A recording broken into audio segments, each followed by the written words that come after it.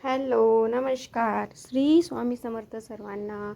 आजच्या माझ्या नवीन व्लॉगमध्ये मी रुपाली आपलं सर्वांचं अगदी मनापासून स्वागत करत आहे. चला तर आता नेहमीप्रमाणे सकाळी सकाळी आपली देवपूजेपासून सुरुवात झालेली आहे. म्हटलं चला आज सकाळी सकाळी देवपूजा कशी करते मी हे तुम्हाला दाखवायचं.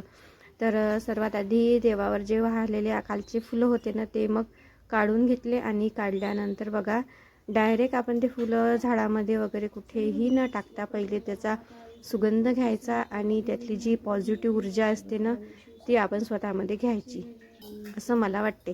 म्हणून ना मी रोज ते काढलेल्या फुलांचा आधी सुगंध घेते आणि त्यानंतर मग मी एका कॅरीमध्ये टाकून देत असते. त्यानंतर सर्वात आधी मी गणपती बाप्पाला आंघोळ घालते आणि गणपती बाप्पाची आंघोळ झालेली आहे तर मग म्हटलं चला आता गणपती बाप्पाला छान असं मस्तपैकी पुसून घ्यायचं कपड्याने. आणि बघा हे माझे देवाचे स्पेशल कपडे असतात, स्पेशल नॅपकिन पुसायची वगैरे ह्या सर्व गोष्टी आपण अशा ठेवत असतो. त्यानंतर बघा सर्वात आधी गणपती बाप्पाला आंघोळ घातली, त्यानंतर स्वामी महाराजांना, गजानन महाराजांना आणि अशा करून एक एक करून असं सगळ्या देवांना आंघोळ घातल्यानंतर त्यांना त्यांच्या जागेवर ठेवते. त्यानंतर बघा त्यांना हळदी कुंकू वाहणं, अक्षित वाहणं ही आपली नित्यपूजा आहेच. मस्तपैकी दिवा वगैरे आणि पूजा करायच्या आधी ना मी सर्वात आधी दिवा लावून घेत असते आणि दिवा लावला म्हणजे मग आपली पूजा सुरू होत असते. त्यानंतर बघा आता अगरबत्ती लावायची होती मला. अशी पूजा वगैरे झाली आणि फुलं आज तोडलेले नव्हते म्हणून मग मी सर्वात आधी देवपूजा केली. देवांना चंदन टिक्का हळदी कुंकू वगैरे ह्या सर्व गोष्टी लावल्या आणि त्यानंतर मग फुलं तोडायला बाहेर जायचं होतं कारण आपल्या घरामागे झाड आहे मस्त असे फुलांचे. तर त्याआधी अगरबत्ती वगैरे लावून घेते आणि मी ना हळदी कुंकू डोक्याला रोज पूजा करायच्या आधी लावत असते, आधी कपाळावर, पण विसरली होती म्हणून थोडी आता नंतर लावत आहे. आणि गणपती बाप्पा आज चतुर्थी आहे तर गणपती बाप्पाला सर्वात आधी गणपती बाप्पाचं पूजन करून घेतलं आणि मस्त पूजन वगैरे झालं, बाकी देवांचं झालं. त्यानंतर आता ही जे आंघोळीचं पाणी आहे ना हे टाकते झाडाला. आपल्या कुंडीमध्ये जे आपलं देवपूजेचं पाणी असते ते इकडे तिकडे न टाकता आपण आपल्या फुलांच्या झाडांना वगैरे असं टाका. आणि गणपती बाप्पासाठी बघा लाल गुलाबाचं फूल तोडून घेते आधी. आणि आज आहे गणपती बाप्पाची चतुर्थीचा दिवस. त्यानंतर इथे बघा आपल्या कुंडीमध्ये आहे हे अपराजिताचा वेल, त्यामध्ये ना मस्त असे फुलं पण लागलेले होते. म्हटलं चला छान असे फुलं तोडून घेऊ. आणि बघा किती छान दिसतात ना हे अपराजिताचे फुलं, मला तर खूप आवडतात. याच्यामध्ये ना पांढरा कलर आणि निळा कलर दोन प्रकारचे कलर असतात. माझ्याकडे फक्त आता निळा आहे तसा, फक्त मी पांढरा जर मला मिळाला मी नक्की घेऊन येणार. तर असे मस्त फुलं तोडले. त्यानंतर हे मोठं झाड आहे आपलं मागच्या एरियामध्ये मोठ्या असं स्वस्तिकचे फुलं म्हणतात याला. तर याच्या खाली पण खूप सडा पडलेला होता बघा. आता पूर्ण फुलांचा सडा पाऊससारखा कंटिन्यू 4-5 दिवस झाले ना पाऊस सुरूच आहे.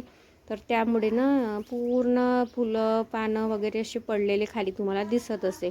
आता हे नंतर करणार मी कारण आता मला आधी पूजा आणि नाश्ता करायचा आहे मुलांसाठी. जे घरातले कामं आहे ना ते आधी करून घेते, हे मागचं साफ वगैरे करायचं हे नंतर करणार. तर मस्तपैकी आज मी डोकं वगैरे धुतलं होतं ना त्यामुळे केस बांधलेले होते. तर म्हटलं चला आता केसाचा स्टॉल सोडून घेतला आणि मस्तपैकी राहिलेली जी फुलं आहे ना ते तोडून घेते. आणि पूजा ना फुलांशिवाय अधुरी असते. फुलं असले म्हणजे ना पूजा उठून दिसते. कधी कधी मी विकत पण बाहेरून फुलं घेऊन येत असते, पण एवढ्यात आता पावसामुळे घराबाहेर काही गेलोच नाही. त्यामुळे मग म्हटलं चला घरचीच फुलं तोडू.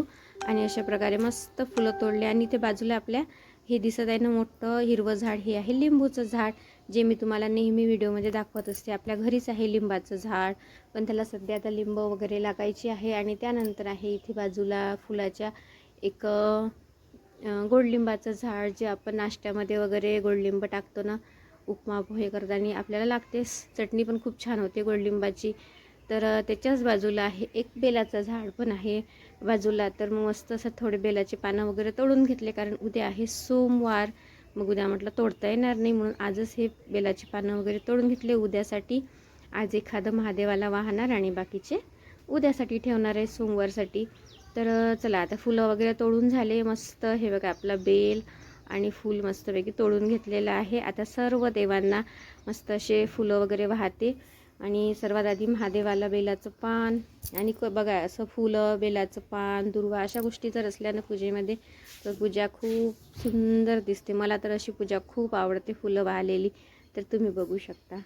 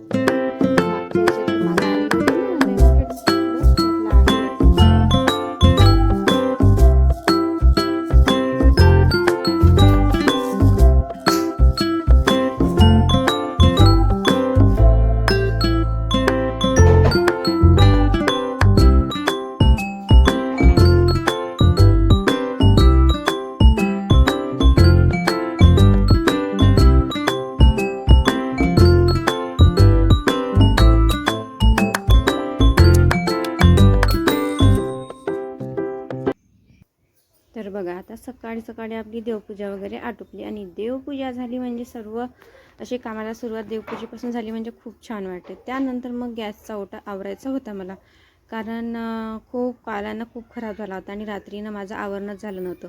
मग म्हटलं चला आपण रात्री नाही आवरलं, पण आज छान निवांत असा मस्त गॅसचा ओटा आवरून घेऊया, कारण आज आहे रविवार, म्हणजे निवांत वेळ असल्यामुळे छान असं मस्तपैकी आपण भरपूर वेळ देऊन छान पूर्ण डीप क्लिनिंग करायची होती मला आज गॅस ओट्याची.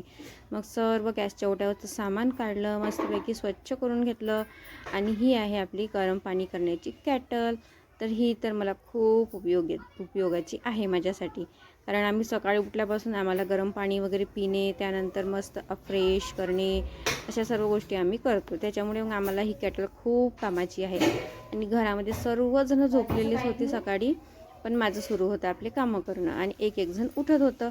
मग मी माझा गॅसचा ओटा वगैरे आवरून घेतला, गॅसच्या ओट्यावरचं सगळं व्यवस्थित सामान लावून घेतलं. त्यानंतर मग आता सर्वजण उठले, सर्वांनी छान मस्त फ्रेश वगैरे झाले आणि सर्वांसाठी मी आता बनवत आहे नाश्ता. तर आज नाश्त्यामध्ये छान असा पापड कूट बनवत आहे, म्हणजे पापडा. मस्तपैकी आपला पापडा बनवायला घेतला. हा बघा, आम्ही उन्हाळ्यामध्ये बनवून ठेवलेला असा गव्हाच्या पिठापासून पापडा आहे. तर हा ना आम्हाला नाश्त्याला खूप उपयोगी आहे. कधी आम्ही शेवड्या बनवतो, कधी फोडणीचा पापडा बनवतो, असं आम्ही नाश्त्यामध्ये काही ना काही वेगळं थोडं बनवत असतो. हा आमचा नाश्ता आहे. तर मग म्हटलं चला आता छानपैकी सर्वांसाठी नाश्त्याला करून घेऊ. आणि आज रविवार असल्यामुळे ना सर्वच जण घरी होते, सर्व मुलं घरी होते. मग मुलांची डिमांड होती की आज पापडा बनव म्हणून. तर मग मी पापडा बनवायला घेतला. मस्त असा एकदम साधी सोपी पद्धत आहे पापडा बनवण्याची. आणि या कॅटलचा इतका फायदा होतो ना मला कसं आहे, भाजीमध्ये गरम पाणी टाकायचं असलं म्हणजे गॅसवर मांडायचं काम नाही. आणि असं आपण जेव्हा काही बनवतो ना असं गरम पाणी, जसं तर मला पापडा मी फोडणी घातला, त्यानंतर मला ना यामध्ये पाणी टाकायचं होतं. तर मग ही कॅटल घेतली, यामध्ये पाणी गरम केलेलं असते, घेतलं आणि पाणी ओतलं. असं आमचं काम सोपं झालेलं आहे या कॅटलमुळे. ही ना खूप कामाची आहे. फक्त 500 रुपयाला घेतली होती. आणि मस्तपैकी बघा आपला नाश्ता झालेला आहे रेडी. आता आम्ही सर्वजण एकत्र बसून मस्त असा नाश्ता करतो. हे आहेत माझ्या दोन्ही मुली, मस्तपैकी यांच्यासोबत बसून मी आता नाश्ता केला.